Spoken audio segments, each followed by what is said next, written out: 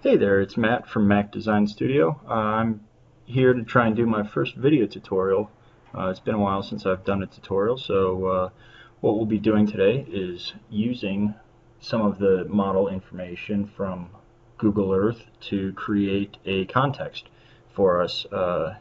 And I am going to start from scratch, so while I am not a big SketchUp user, because of the past history between Google and SketchUp and Google Earth, I find this to be a very easy way to create context, especially in urban environments.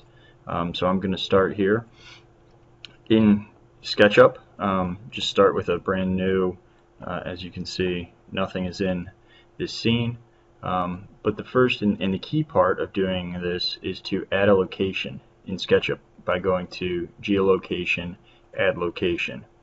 And so what this does is this essentially is telling your model where in the real world your site actually is. So what I find to be the most helpful is to try to cast as large of an area as I think I will possibly ever need, and then try and go a little bit larger than that. So this is going to be about the extent of my site, my context, everything that I'm probably going to need.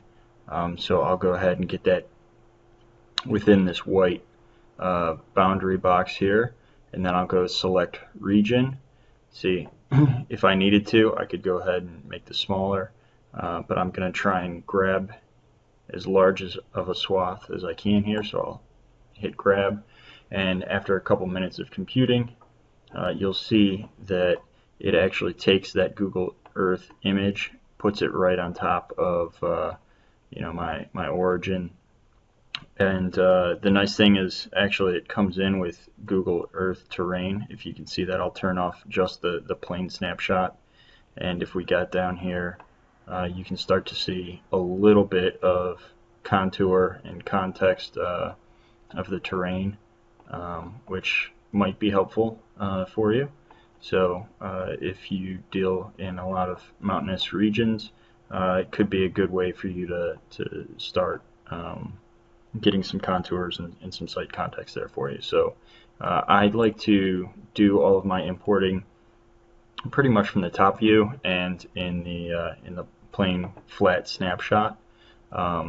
So we'll do it that way for now. But we are now ready to get started. So the first thing that you need to do is pull up sketchup.google.com/3D warehouse. This is actually where a lot of the models that people will make will be uploaded. So I will go to and type in University Circle. Helps if I can spell. Cleveland, Ohio, which is where this site actually is located. And so I'll just grab, I don't know here, we'll grab the Mocha building.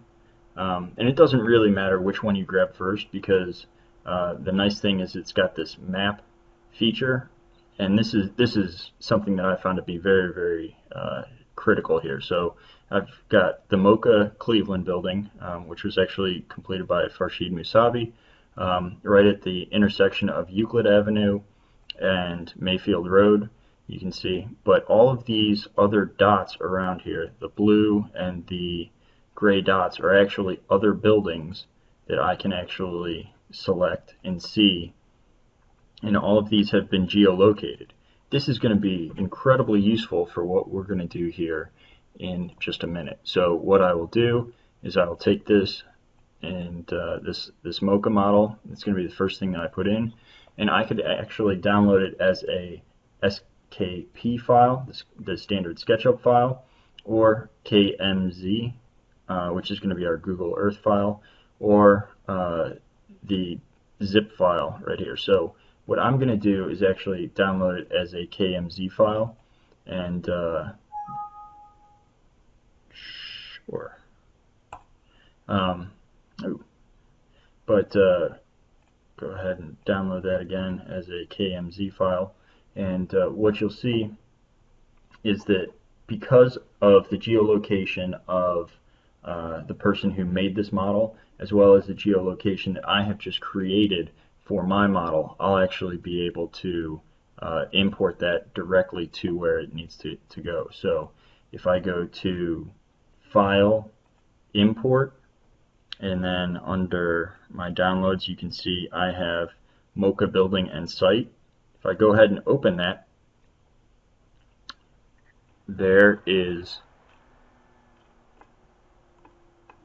the Mocha Building as designed by Farshid Musavi.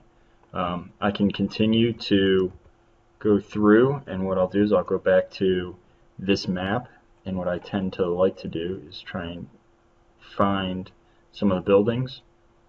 I'll go ahead and click on it, and then right click, open in a new tab, so that I will do just a number of these kind of very quickly, which allows me the opportunity to keep myself somewhat organized, because as you start downloading a lot of these files, you can probably guess that you will get a little confused.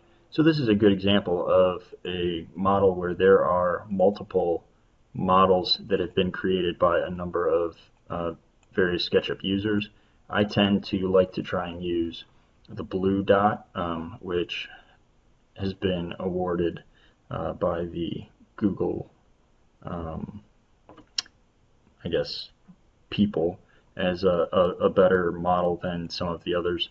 So if you have this opportunity, I generally tend to download it with the blue dot. But as you've seen, if it doesn't have a blue dot and it's a building that you need, that's going to be a good opportunity for you to save some time. So I'll go ahead and download a bunch of these and pause the video here for you so that you don't have to watch me do this.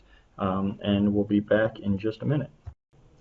And I'm back. As you can see here, I have downloaded a number of various buildings that we'll be using for this site. I haven't gone through and renamed any of them. I found that this tends to be just a little bit of a waste of time.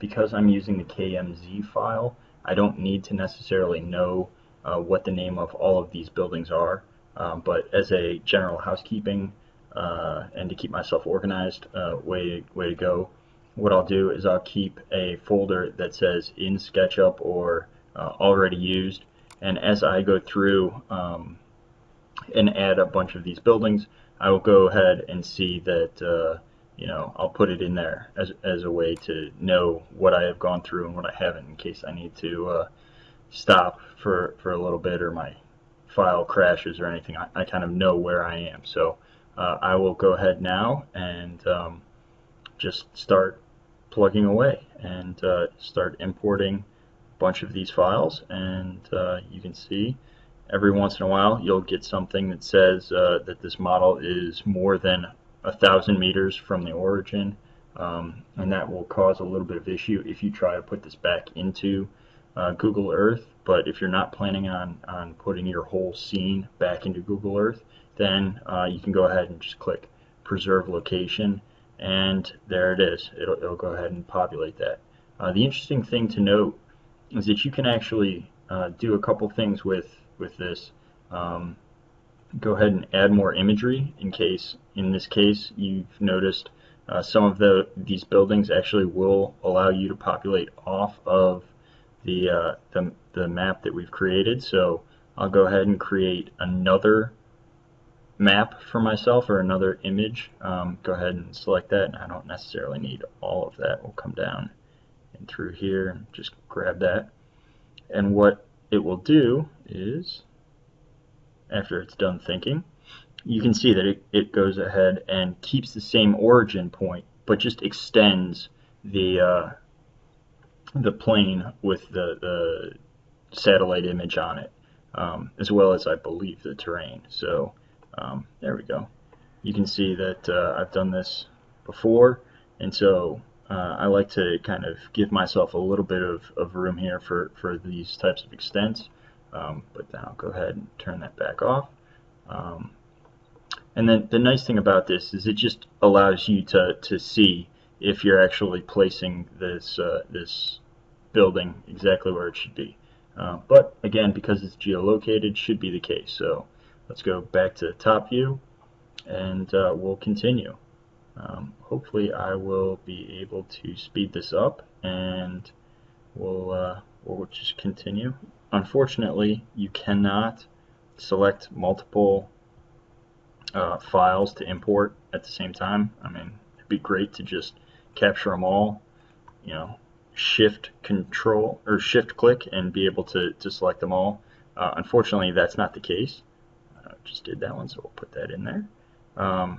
But you'll be able to go through here, and it always zooms to the extent, so that's why I like to try and gather all of my files first, or at least a good number of files, and import them all at the same time. I just find it to be a little bit easier to deal with. So I won't bore you by watching me import all of these, but I will be back. And I'm back. So one of the things that I want to show is kind of the extent to which this KMZ file and the geolocation will actually work. To show that, let's use, for example, something over in this commercial district that I want to go ahead and add a building to, because I think it's important. So I'll go up and go to my import, and I'll try and import the grog shop, and you'll notice I keep my eyes over here and nothing happens. Instead, where that file is actually located is right at my origin. So I'll go ahead and delete that. And the reason for that is actually quite simple. SketchUp can only keep track of so much information before it essentially gives up. So just beware that if you're getting a lot of the 1,000 meter warnings for some of these buildings out here, and then you try and import a building that's even further away and you don't get that 1,000 meter warning, you might want to look at the origin, because odds are that it hasn't imported in the correct location. In future videos, I'll go ahead and show ways to get around it, essentially creating a new geolocation with a common building, and then going ahead in the SketchUp file and marrying the two together, using that base common building as a origin point. So I'll show, as I said, I'll show that again in a different video. But this is it. This is the context, the University Circle area in Cleveland, Ohio, that I've downloaded. I've imported everything. Just about an hour it's taken me to download and import all of these things.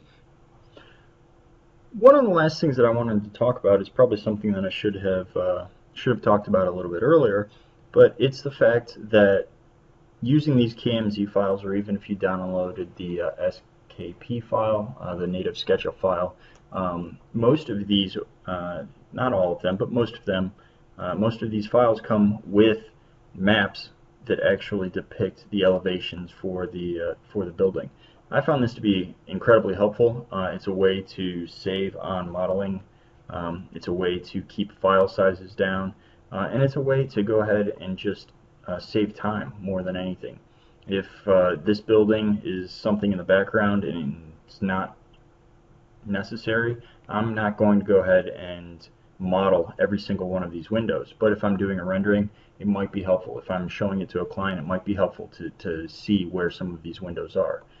Once you get down to eye level or around eye level, let me see if I can do that, because I'm, again, not a native SketchUp user, so bear with me. But I can pan around this area and understand what some of the context actually looks like. So I'll pan back here, and so in this area I can really understand where the windows are and things like that without having to have them modeled. So I found it to be fairly helpful. Again, It's very quick, very easy, and hopefully it's something that you can find useful. So um, if you have any questions or anything that I can help with, if this wasn't clear, feel free to contact me on my blog, which is where you found this video. But other than that, thank you very much, and hopefully this is helpful.